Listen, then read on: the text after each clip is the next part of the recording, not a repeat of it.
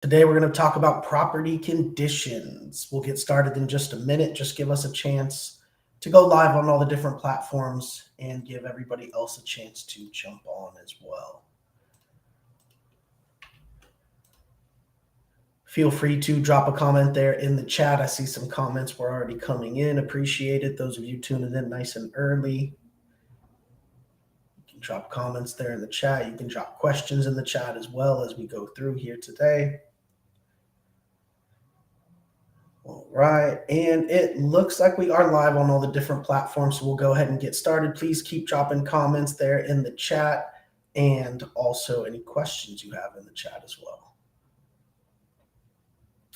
So good evening, everyone. My name is Kyle. I'm the COO of the Mortgage Calculator, joined here by our president, Nick Hershey, and our sales manager, Jose Gonzalez. We are a correspondent lender that specializes in non-QM loans, and what we do every Tuesday and Wednesday evening at 7 p.m. Eastern Time is go through a new loan officer training. Today, we're going to be talking about property conditions. So our sales manager, Jose, with 28 years of experience as a loan officer and a realtor, which relates to this as well, even from the realtor side, is going to be talking about property conditions. So I know he has a presentation to go over. I will pass it straight over to him so you can do your thing, Jose.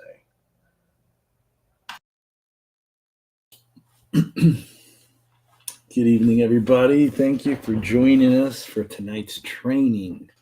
So this is a little bit of getting back to basics here, but this is basically an ounce of preventive medicine going a long way to preventing a lot of diseases. Let's just say and the disease would be the conditions in the underwriting process that we would be receiving if we were not to be a little bit more aware of the overall process and how our being a little bit proactive can assist in the overall process, especially when it comes to property related conditions.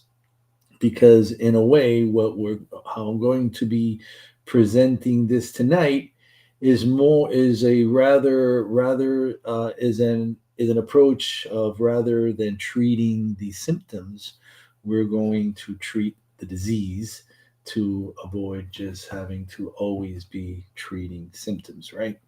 So you're probably wondering, what the heck is he talking about? Well, let's get right into it and see, right? Because underwriting the property begins with the pre-approval, right? When we had our training the other day, we were talking about the loan process and about the pre-approval being an integral part of that process. So when we're talking about property related conditions, what we have to do is we have to increase our awareness of what can actually occur. Because as mortgage loan originators, we sometimes have those blinders on and are just looking at the numbers. We're looking at, income, credit scores, DTIs, DSCRs, numbers, a lot of ratios, a lot of numbers. And then we forget some of these basic components of the transaction that can come back and bite us, where.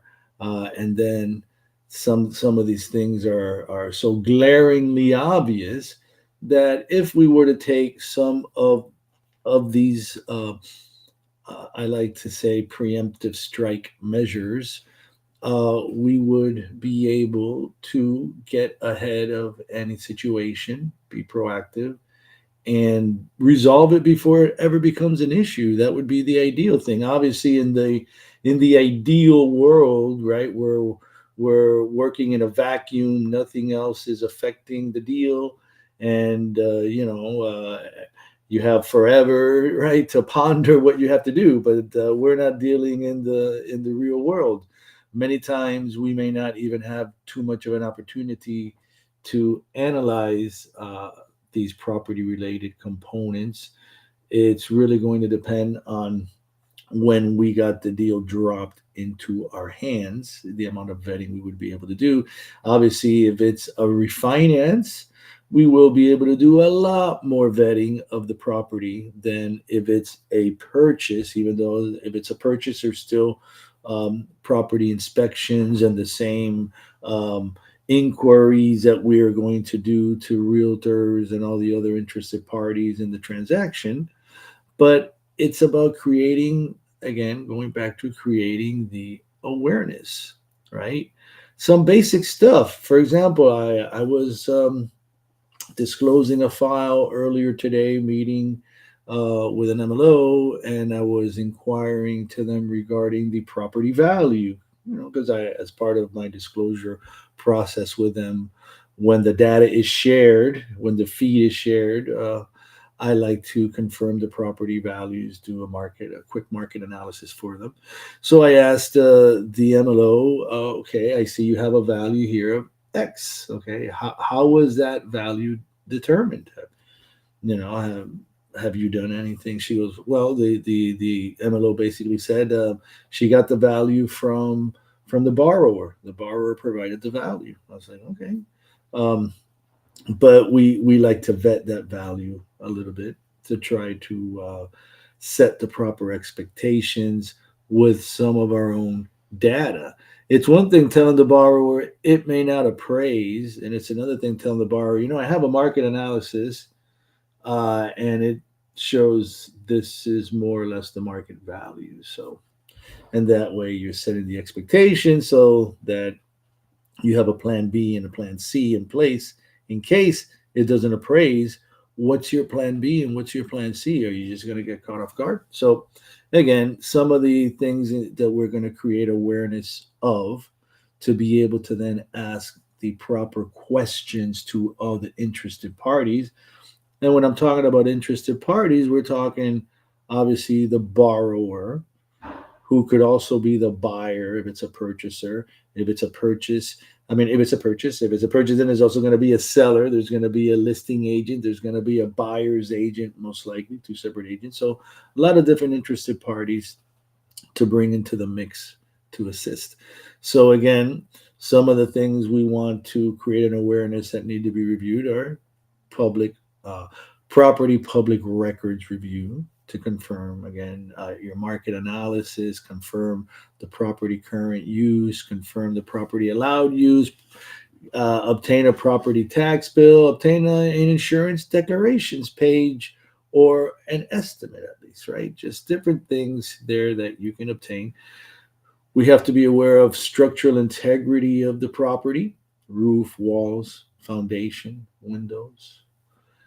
We have to uh, be aware of if the interior is intact. And this sounds pretty obvious stuff, right? But I mean, we get them every now and then where appraiser sends an urgent email via the AMC. Hey, appraiser is at the property and wants to know if he's to continue with this appraisal because the property doesn't have kitchen cabinets nor appliance and doesn't have the it's missing one of the bathrooms. Like, oh Lord. Did anybody know that was like that? And this is an FHA loan, And what was everybody thinking in this deal? Did the MLO even inquire on property condition on an FHA deal? Like, shouldn't you be asking your borrower, hey, is your property intact, right? Uh, Mechanical considerations, HVAC, which is your heating and your air conditioning, plumbing, electrical, and it's at the bottom of the list, but it's not at the bottom of the list really. Code compliance and safety, right? Is the current use of the property up to code? Is there an illegal ADU? So, different considerations that we have to create an awareness for now when we are doing a deal. It's not just the guidelines and the numbers and cents. We have to be aware of property. We're on every loan, we are going to be approving the credit, we're going to be approving the income, and we're going to be approving the property. So, why would we only worry about the numbers and not the property? So again, remember my approach here is more of a preemptive strike because these are all things that, if not addressed up front, to find out. And again, I understand sometimes it's impossible if they're purchasing the property and the property inspection hasn't been done yet. But if it's a purchase, they've seen the house inside at least, you would hope, right? And you would hope that the borrower can help them by relaying as much information. And then again, you should also reach out if it's a purchase transaction and there's a buyer's agent, reach out to the buyer's agent, and there's a and reach out to the listing agent as well. You're allowed to reach out to the listing agent and hey, I'm Jose Gonzalez, and I'm the loan officer on this deal. I just want to confirm before the appraiser goes out there, is there anything that we should be concerned about regarding the property condition? Because this is a standard FHA loan. There's not a renovation loan, so I just want to make sure if there's any property condition related issues that they be addressed, preferably before the appraiser goes out there. Because once the appraiser goes out there, you all know then if there's property condition related items and it's brought up, now you have a subject to appraisal. But we'll talk about that in a second. So you want to obtain as much property information as possible from all interested parties. Again, now in the prior slide here, we are creating the awareness of what we need, to take into consideration. And over here, now we are implementing that awareness to identify any shortcomings, right, and take action. That's the whole idea here. Not waiting till it's a week before you got to close to find out that on a manufactured home you have a rotted foundation, and now you got to get an structural engineer out there and inspectors and contractors and all that kind of stuff. So um, confirm current use of the property to ensure compliance with local zoning laws. Now, why do I put that there? And I got that there pretty much number one. Well, it's not the first time that we've had an appraiser also reach out regarding illegal use of the property. It's single family zoning split up into like 5 units or 4 units. Borrower said, "Yeah, I got a 4 unit property." So MLO goes all the way through the loan, 4 unit property loan, orders a 4 unit property appraisal. Everything's 4 unit except the property, And all you have to do, and I don't mean to sound condescending here. This is really simple. That's what I'm trying to say. It's real simple. Just follow basic steps here. All you got to do is just go into the public records and see what's the stated use of the property in the public records, what's allowed. And then now there are some local governing bodies that allow ADUs, for example. They've done some uh, changes on the local council board, not zoning changes. So be aware you may have, legal ADUs, are legal in some areas as long as the ADU is legally permitted. See, you're going to have an ADU or single family zoning be acceptable as long as it's a legally permitted ADU, not a bootleg where they got a 3-2 home, split it into a 2-1 and a 1-1. Now you can't get any income because you got a 3-2, but it's split up in half inside. So now you have a problem with a home that you can't finance. So definitely you want to confirm. You don't want to wait till the appraisal comes back or it's at that point. You want to make sure that the loan is off on the correct trajectory. Uh, this is a real obvious one, but again, I only say it because I've seen it happen. Confirm the number of units and the use, right? Are there actually 8 units there? Are they all residential in nature? Are any of the units commercial in nature, mixed use? Are all the units occupied or are they vacant? If it's a vacant unit, is it habitable? Because a unit can be vacant, but if it's vacant and needs renovation, now it's not a vacant unit. It's a unit that needs renovation. Now you have a renovation loan. You don't have a unit, a vacant unit in an 8 unit. So keep, just see how this can, spiral out of control real quickly by a very basic item like that, because you want to identify these condition related items if at all possible, before it's at the underwriting phase, so that any needed repairs can be requested, estimates, right? Another condition or property related condition we see here sometimes is with the use of the property as a long term or short term rental, right?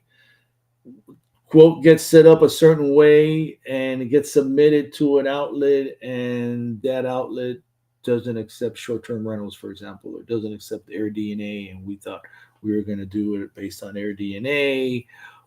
Just know what the use is of the property, know if there's actually a lease available. If there's not a lease available, is it short-term rental or is it just actually vacant waiting to be rented? Is it not rented because it's getting renovated? Did it just get rented because it was being renovated, right? Because these are all income related conditions that you could face.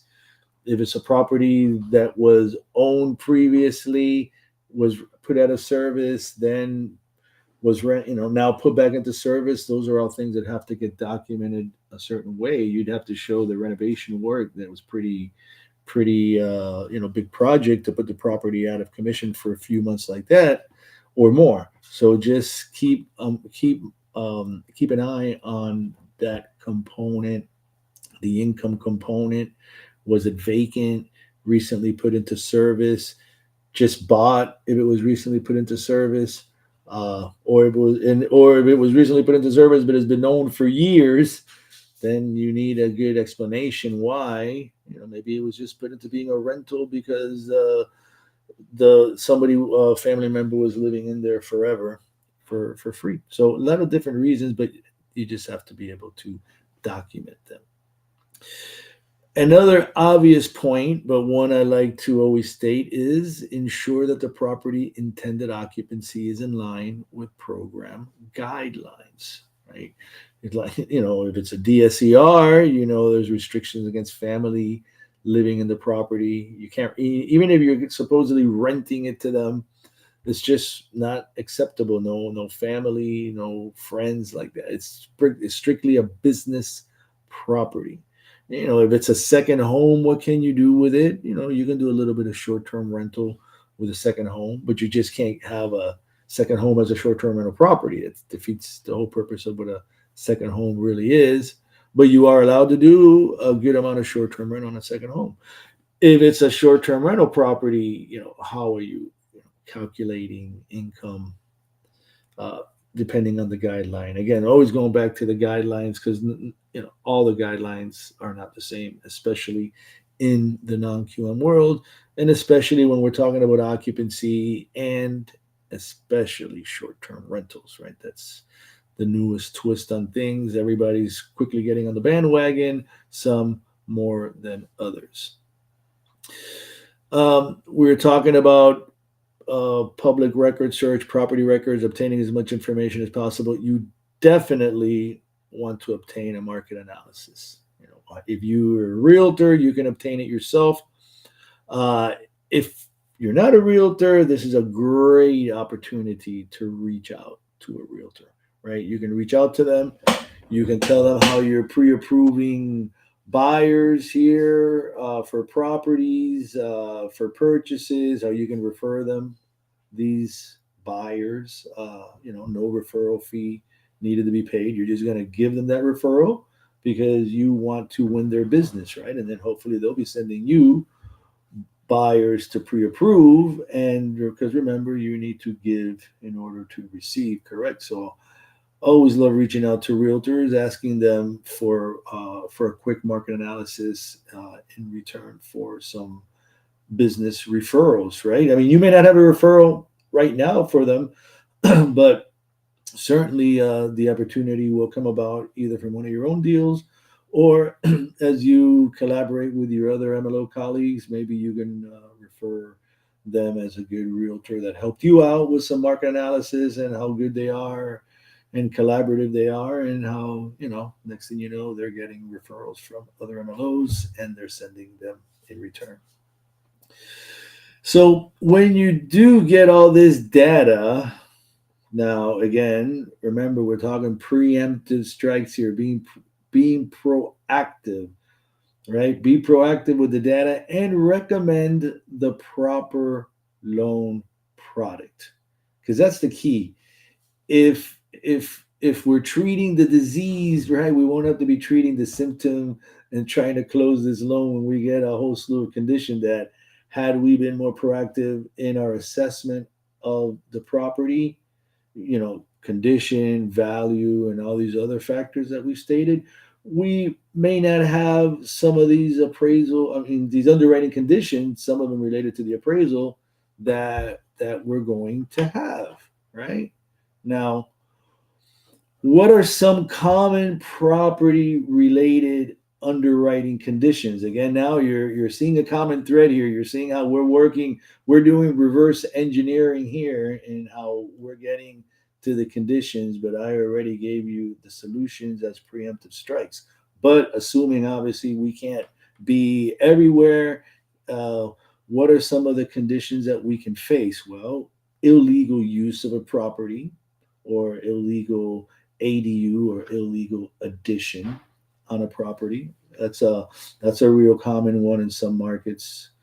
Uh, the value appraised below the purchase price, if it's a purchase, or below the estimated value if it's a refinance. Right now, you're seeing these issues, and you're seeing how the recommendations for proactive action we were mentioning previously could have helped address. Obviously, you can't prevent it because we're not the appraiser, but it's all about setting the expectations as well. So another condition that can happen is it appraised below the estimated market rent, right? Because market analysis is not just for purchases, but it's for rental as well. Remember, we have a lot of websites out there that are offered by our partners that let us do free rental analysis as well as free market value analysis. Make sure you take advantage of those. You should not be that if you don't, you're driving blindly, going into a DSCR loan application without some sort of analysis of the rent. If it's a purchase or a refi that's not leased. Another condition is the appraisal completed subject to repairs of some property related condition that the appraiser noted, like the missing kitchen cabinets. Now, here's one that can be a bitter pill to swallow. The appraisal is completed as is, but the underwriter conditions you for repairs when they look at obvious photos, right? The photos are there, and everyone's seen those photos, but nobody took the moment to look at those photos and notice, like, darn, that's some pretty rotten looking wood there on that fascia. That underwriter is going to be all over it. Believe me, they will. Just because the appraisal says, hey, as is, you're thinking, oh, okay, appraiser didn't say anything, but sometimes they do. They just don't put it to the extreme of subject to, but they'll actually state in the narrative that they will recommend additional inspection of an item, such as a crawl space or a, a foundation for a manufactured home. These are two conditions I've seen in the past, or anything else that they could recommend. The rickety looking stairs going down to a basement that I've seen them condition, and I mean made a big mission, because of now those stairs are so rickety. The appraiser doesn't want to count the downstairs as living area because no human being could safely get down there. So I mean, just see how this could spiral out of control and just blow your deal. Um, and then the obvious things that I already mentioned, but stuff like kitchen cabinets are missing, bathroom fixtures are missing, toilets missing. There's no sink. There's no shower faucets. You have peeling paint in a home. That's a big problem for FHA and VA deals. The all too common rotted fascia boards, and the perennially infamous leaking roof, right? The roof may not be leaking when you get there, but darn, as you walk into the house, you see half the ceiling is just, dark with mildew and mold. I mean, how's that going to pass inspection or muster for the appraisal? So, again, you can see all of these would be items that would uh, put a big hard stop on your loan. So again, when we're talking about property related condition, it's hard to really give you the 100% solution, but the best solution really is the preemptive actions that you would take in the beginning, all the stuff that we're talking about leading up here. But here is more like some good habits to follow and good procedures to assist you in getting these conditions cleared as soon as possible. And notice number one, I have there set the value expectations early in the process, right? Remember, you have that market analysis. Like when I was going over today with the deal, the $215,000 value there that the MLO told me, the borrower told them that was the value. Okay, that's fine, but now you're still gonna show them your market analysis, and you're gonna set the expectations early in case something occurs, right? So they're not telling you, hey, how could this happen?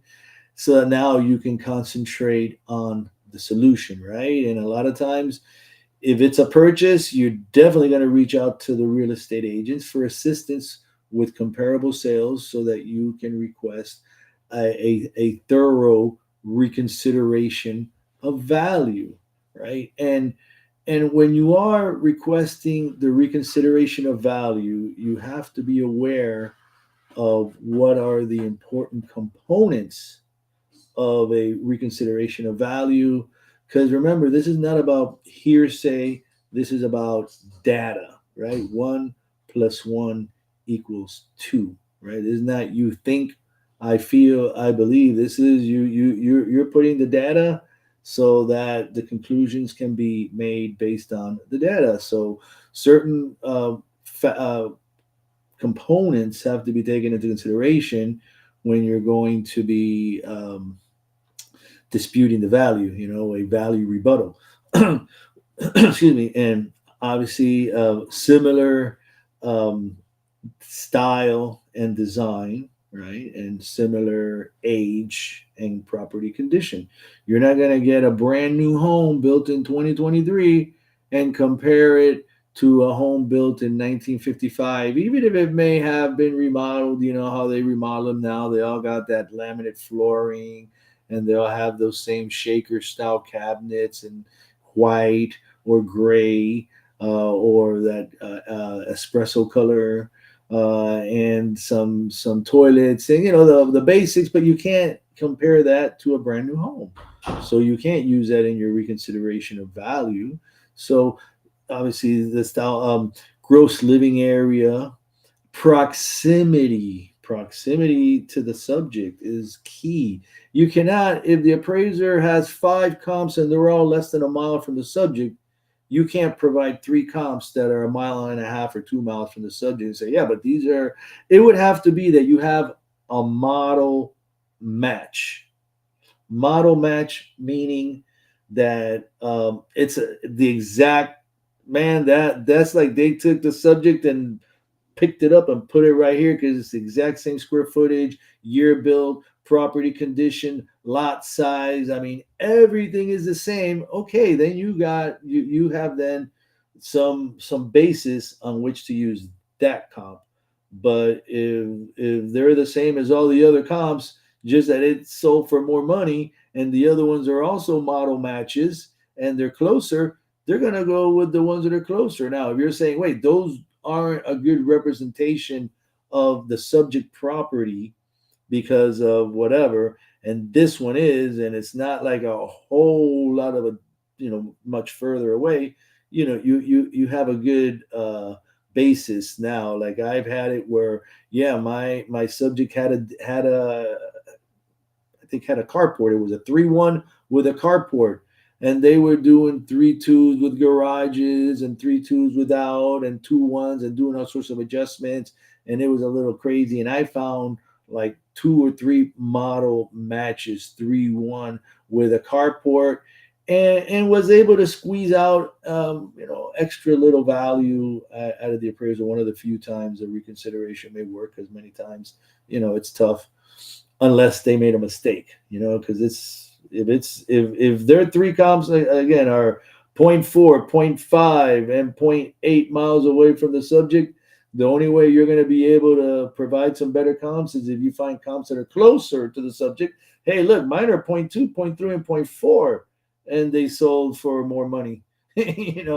Then you have a different story. But if it's like 2.5 miles away, 5 miles away, 800 square foot bigger, and it sold for a little more money, you have to watch those kind of comparable market analysis that go crazy like that. So understand what you need to do to address valuation issues, to propose a rebuttal of the value, which is the reconsideration of values. Remember, gross living area has to be similar. Property design style and condition has to be similar. They do condition related adjustments, so they're from the same year or similar year, but one is better condition or worse condition. And if it's right there and model match, then hey, look at this one, model match, but mine is better. And it all depends on how that comp compares to the other comps, right, that are there. That's what it's going to boil down to. And your comps cannot have closed after the effective date of the appraisal. The day that the day that the appraiser signed off on the appraisal, the effective date, the closed sale, and any comps you submit cannot be after that date. So keep an eye on those, because those valuations, everybody's always pushing it to the limit. Real important for you to keep an open line of communication with your processor so that you can obtain the conditional loan approval as soon as possible. No, that doesn't necessarily have to do with clearing property underwriting conditions. That has to do with clearing all underwriting conditions, right? Get that conditional loan approval as soon as possible. Communicate clearly with your processor. Have a meeting of the minds in the beginning of the assignment of the loan to the processor. Everybody agree how it's going to work. You explain to them how important it is for you to get that conditional loan approval within 2 hours of it being available on the investor portal, because that, by the way, is how they're supposed to be working. Within 2 hours they receive that email, they're supposed to have that approval in the file, and they're supposed to be syncing conditions so that you get your property related conditions. And hopefully, if you followed all the steps earlier in this presentation, you were on point with everything. The property was super clean, taken care of. VA deal, appraiser went in there, commented what a beautiful property it was, and you get none of these conditions. But again, if you do get these property related conditions, notice the third point there. Renovation loans can allow closing with condition related items. So if you do the vetting up front and you see you got property condition related items, then put it in the right program. If it's a renovation, if it's a 203K loan property, put it in an FHA 203K loan. Don't put it regular FHA loan and then have the appraiser call us that the property doesn't have a kitchen. And I have had a couple of those this year. That's pretty funny. Be proactive and enlist the assistance of all interested parties. Rehashing it again: the sellers, the borrower, the realtors. Don't wait till the end trying to figure out what to do, and then now you have an expired contract. You have a borrower that's getting threatened to default. So get everybody involved, especially if it's a purchase, so that the seller knows that this is property condition related item, and that the transaction cannot close like this. An extension needs to be provided to the closing date, and an extension needs to be provided to the financing of contingency period while the property related condition issues are addressed, right? You don't want to cause other problems and now have a seller try to get sneaky.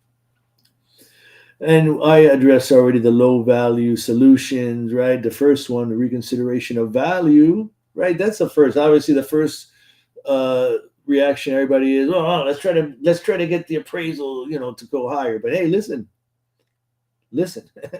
When you're setting the proper expectations, sometimes that is the value, right? I just had a deal that closed, and when I initially got the deal, it was actually my own transaction as a real estate agent. I told the listing agent, "Hey, this is overpriced. Not telling you how to do your job, but I'm sure that you went over the comparable sales with the seller, and you told him that he's probably about $200,000 or $300,000, maybe more overpriced, and that this is probably going to appraise for about $2 million, not 2.4 you're asking, and not 2.25 that is under contract right now. You do understand that, right?" Oh yeah, well, they tried their hardest when the appraisal came back at 2 million, and it was about a 3 week negotiation process where we basically just kept communicating and communicating data till they agreed, and they reduced the price. But that was aided by the fact that early in the process, that was brought to their attention, and everybody was prepared for that. So it took 2 3 weeks, but the objective was able to be reached. So again, you can renegotiate sales price, you can increase the LTV. That's one solution that a lot of people forget about, right? If you're at a 70% LTV, for example, right, and you have some leeway. Let's say you're an agency loan, you don't have mortgage insurance until 80%, 80.01% LTV. You have an appraisal that comes. You have a purchase price of 500, but you have the appraisal comes in $50,000 lower, right? So what do you do? Well, or $40,000 lower, let's say. What do you do? Most people's immediate reaction is tell the buyer, hey, you got to put in an extra 40 grand out of your pocket. Buyer's going to go, what? I don't have $40,000. Are you crazy? Tell the seller to go down. He's like, no, man, they're not going to go down. They have 10 offers, backup on the backup on the backup on the backup. So one solution there would be to increase the loan to value to 80%, right? Because it's 80% of the lower of the appraised value or the purchase price. So in this case, 450, right, is my appraised value times 80%. That would give me 360, and before we were doing 70% is 350. So actually, I don't even have to take it to the full 80%, right? I can take it up to like probably 78, 79%. I can make up that $40,000 in loan amount, and the borrower doesn't have to come up with a dime.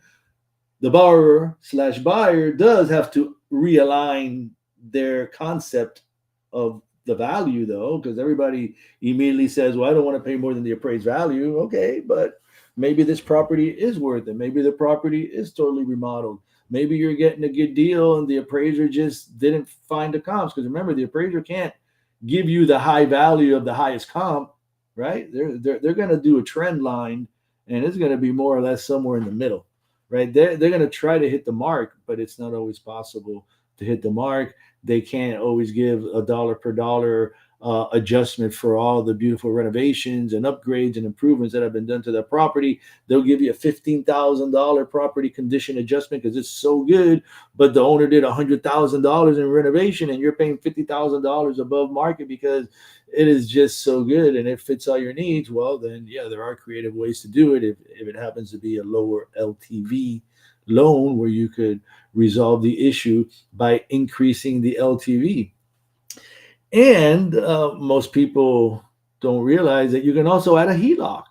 You can add a HELOC for on these loans in a lot of ways. And remember, the HELOCs I think have up to in some cases even a 97% CLTV on the HELOC. So you can add the HELOC to make up the value. You need it to be at a 90% on the or whatever you need it to be at but you're short and you don't have the extra money, you add the HELOC. Now you're at a 95, you're at a 97, and you've increased your available funds to close to make up any shortcomings that way, up to a limit. Of course, you're not going to use a HELOC to come up to 30% lower value or anything like that, but for stuff that can be resolved.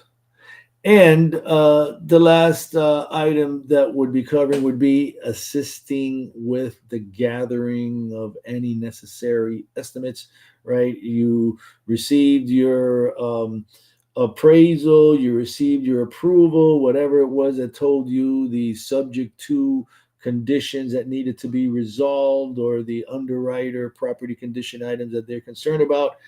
Jump on it and help in the collaborative effort to ensure that all the estimates are obtained on a timely basis. I know this sounds obvious, but don't expect this is going to happen on its own. I know I don't need to tell that to our team, but just got to put it out there. So again, you can see how these property condition related items are different than numbers and cents conditions, right? It's a little bit more difficult to, because these aren't like you're analyzing the income and you're doing ratios, right? You got to do sometimes a little bit more rolling up of your sleeves and a little bit more investigative work to try to get a proactive action on these.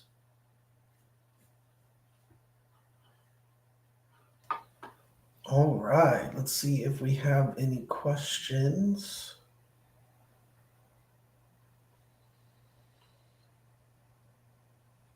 Let's see. How much can we rely on the assessor's office for an accurate FCV generally? I'm not sure what an FCV is. I guess it's some kind of value. Yeah, we don't use the assessor's value too often, so that's not going to be a very powerful tool probably for you there. Uh, one thing I wanted you to do on here, Jose, is maybe go over the tools. So you talked about the MLS reports. Uh, what are some of the other tools that we can use? Well, tools that we can use, well, it depends what we're trying to obtain, property records information. We can use the netronline.com. That link is easily obtainable in our knowledge center by just inputting property tax in the search bar, and it's going to give you the link. And from that link, you can go and obtain property records data from most property parcels in the U.S. There are some parcels that will only provide certain property tax information to the sellers. I mean, the owner, property owner, or a title company. So, but those are few and far between the majority of the cases. So you can obtain. So you're looking there where you can get your property tax records. You're looking at, for example, Zillow, where you can get your Z estimate, and you can go to Zillow and you can pop in a property address, and it gives you all sorts of information if it's been recently sold. Sales history on MLS listings. You have realtor.com that has information like that as well. Zillow has the Z estimate. Then, depending on how adept you are, a lot of the websites, the city websites, county websites also have a lot of property records information. If you want to go a little bit deep and look for code violations on a property, you can do those searches, code compliance violations for a property. You can do those searches as well. What about the property profile and other tools that we have there? Yeah, we We have. use data tree for our tools, but There's about 15 reports in there that can clear various conditions. Can you just run through some of those popular ones? Well, we have data tree, right, which is an aggregator of information, right? So the reports are as simple as an AVM that you can run through data tree, which is an instant valuation. Basically, it's like a instant desktop appraisal. Um, uh, you can use data tree, for example, undisclosed properties all of a sudden pop up, and you need to confirm if those properties, since they don't have any loans that show up on the borrower's credit report, you need to confirm that they're free and clear. Data tree can also be used to obtain an O&E report. That's short for owners and encumbrance report, which is a report that confirms any liens or lack of liens on the property. No liens would mean no loans on the property. So definitely that would be going from one end of the spectrum to the other. The basic property profile report all the way to an O&E report, which breaks it down all the way to ownerships, liens, and all that kind of stuff. And then what other sites are we going to need to address for property title issues? You mentioned briefly, like a foreclosure and stuff. Those are the similar places, but those are going to be not the assessor; those would be the recording office, correct, for Yeah, the county. that now you're talking about different searches in the clerk's website, the county clerk. Your depends on at that point it could be, um, really depends what you're searching for, but it's going to be searching the clerk of court's website, and every under different documents you may be searching for a warranty deed, you may be searching for a release of lien, whatever it is that you're searching for. Foreclosure, that was, you're arguing the point of the actual date that it was, recorded. They're going with something reported on a credit report, but you're stating no, it was actually, before that. That's wrong data. Well, you could go there, and all the filings for the foreclosure are there, dated and signed. It's not the first time that I've used that to resolve one of those issues. Okay, and I got two more in my notes here that I wrote down. The fraud guard. Can you go over that real quick? What that's going to catch? And obviously, that's kind of a you have to be a lender to really have that. But obviously, they're the receiver of the conditions that creates. So, what exactly does that run?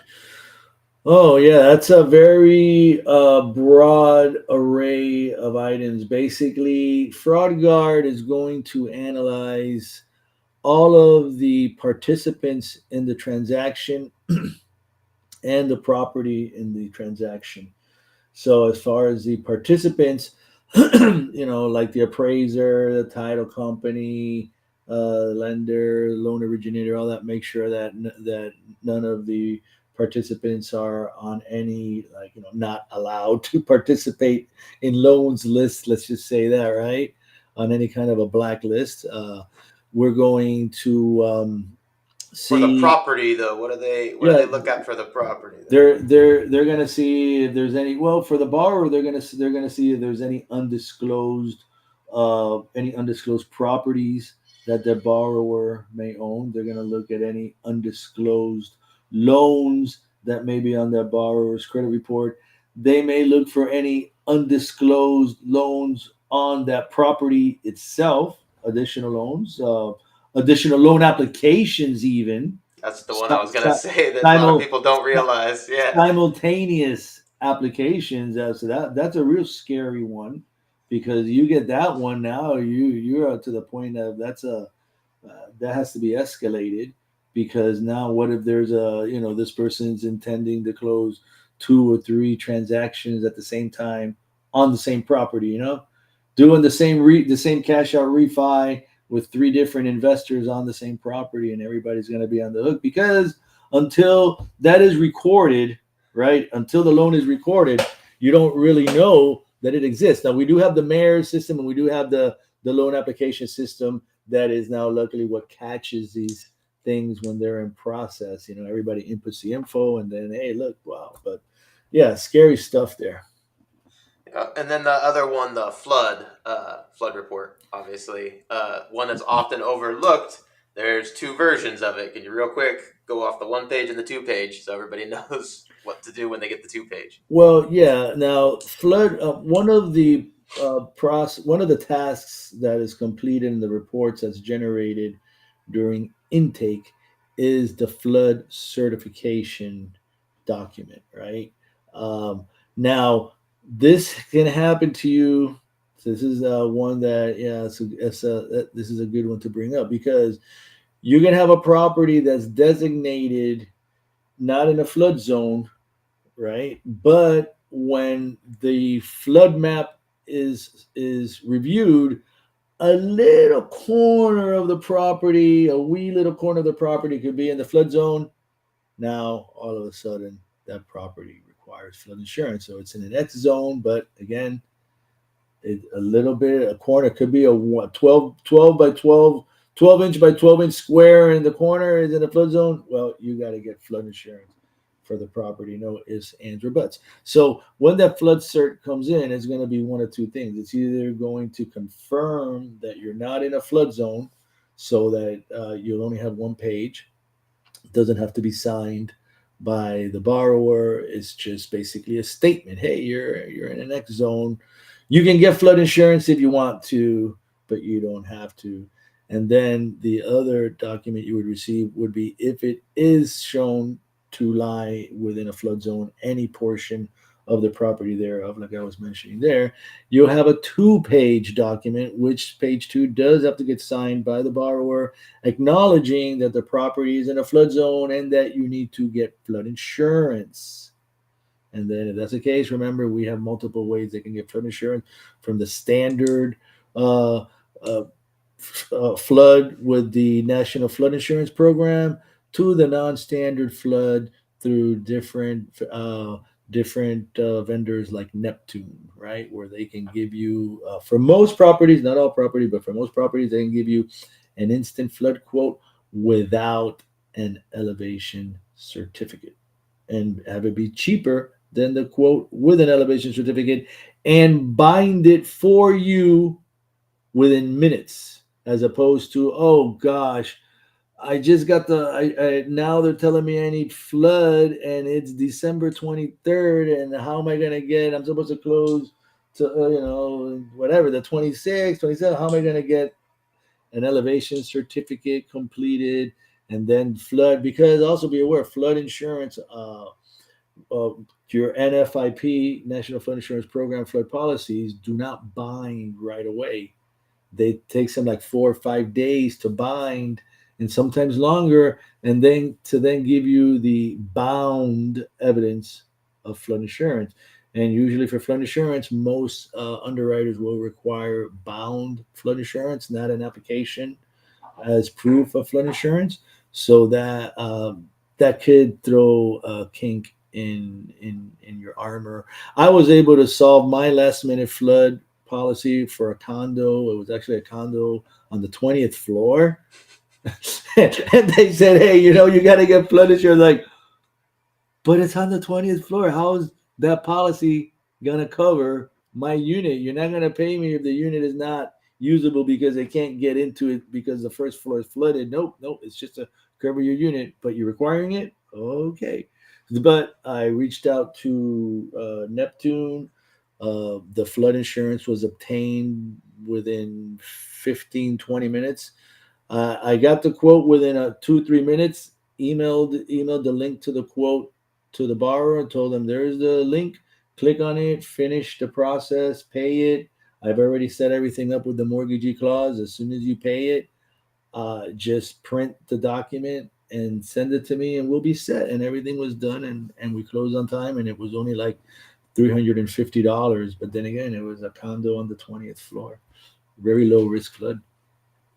Yep, great. So lots of things keep coming up. We could talk about this all day. Let me try to bring this last question up. Jackie asking about properties insurability. Maybe that is referring to Chris's value, but let's talk about RCE real quick. That's a report like our reports, but that's a report that the insurance agents run. So great kind of question. I think if I'm reading it correctly, that is a report that we have to get from the agent. So you just want to talk about that for 1 second, and then we'll end. Yes. Now, for those of you in Florida, RCEs, which is an acronym for replacement cost estimate or estimator. Uh, the RCE has been a problem area because there is, statutes, recently enacted statutes within like the last couple of years in Florida stating that insurers are not required, are not obligated to divulge the contents of the RCE to the lender, that the RCE is proprietary information, right? And they'll tell you, get your own replacement cost estimate if that's what you need. Don't use mine. So some agents choose to be hardliners and fully embrace that. Others, like our agents who we use, still work with us and provide the RCEs, right? It's up to them if they want to do that or not. But the issue with the RCE is the following: how it relates to being able to close your loan, right? You have to have the loan insured, and if you cannot provide the replacement cost estimate, then they're going to make you insure it at least for the loan amount, right? And that could be quite a difference because you could have a replacement cost of 200 grand on a loan amount of 300,000, right? But it's 200,000 because there's additional value there. Remember, that's replacement of the structure. They're not just buying the structure, they're buying the home, they're buying everything that comes with it: location, the land, the structure, everything. So to insure the loan amount just because you don't have an RCE at your disposal could cost the customer a lot of money, could cause your loan to go out of scope in terms of DTI because now maybe it's three times the cost of insurance. I mean, in some, if it's South Florida, I'll tell you this would be a very big concern of MLOs because insurance is so costly down here. Your average 1,500 square foot home could easily be $6,000, $7,000 to insure it. And then some, if it's an older home, it could be more, right? Because then we don't have very many options. So most of the countries, they will give you the RCEs. Florida, you may have an issue with the RCE, but just be aware that evidence of insurance that has to be provided will usually entail the declarations page, right, with all the information on it, mortgage clause, and all that kind of stuff. An invoice, if it's a purchase, an invoice of the amount to be paid if the borrower didn't prepay it now. If it's a refinance, still need to provide a paid invoice showing that the current policy is paid for. And if the renewal, depending on the investor, 60 days, 90 days into the future, they're going to require to collect for the renewal at closing, and then you need to provide an invoice for the renewal. Even though the renewal being 2 months, 3 months, they're still going to collect for it at closing, and they're going to ask for an invoice, right? So you could possibly have to provide two invoices on a refi: the invoice for the current policy and evidence of insurance, and the invoice and the evidence of insurance for the renewal property. Renewal policy. So a couple of So in things. other words, the RC, unfortunately, we can't get it. So that's a tool that we don't have. You have to have an insurance license, right? So Yeah. we have our special set of tools that we talked about. You have to work with your insurance partner to get those special RCE tools. Insurance partners are the key to the RCE. Your realtor partners are the keys to the MLS data you need for your reconsiderations of value, right? And also just your general analysis, your rent analysis, all that kind of good stuff. So make sure you use those partners for their part in this whole thing. And your condos too. Oh my God, what a mess! But we'll go over that later, Jose. Oh yeah, that's a whole presentation onto its own. But Nick, you hit the nail on the head there when you mentioned the importance of collaborating with partners, having a team. We have a team internally, as a company, right? We have different teams, different members of the team, and then you have your team members that are external. Your realtors, like they was mentioned, insurance agents, and you wouldn't think about it, but in some states like Texas and I think North Carolina is another one that's a little dicey with insurance. South Carolina probably as well, and obviously Florida. You see the importance of having those good partners to provide you the data, and then for you to be able to also consult your borrowers and let them know. I mean, don't just send a borrower on a wild goose chase to get coverage if they have no idea what's going on. You should assist them with it, and because a lot of times we have economies of scale already worked up, like we do with our insurance partners that provides us great quotes all the time at disclosure. All right. Well, we went over an hour, so let's go ahead and wrap it up then. I don't see any other questions, but we'll be back here tomorrow, 7 p.m. Eastern. So thank you, Jose. Great presentation. We'll see you all tomorrow, 7 p.m. Eastern, for the next episode of the Loan Officer Training Series with the Mortgage Calculator. Have a great night, everyone. Thanks, everybody. Thank you, everybody.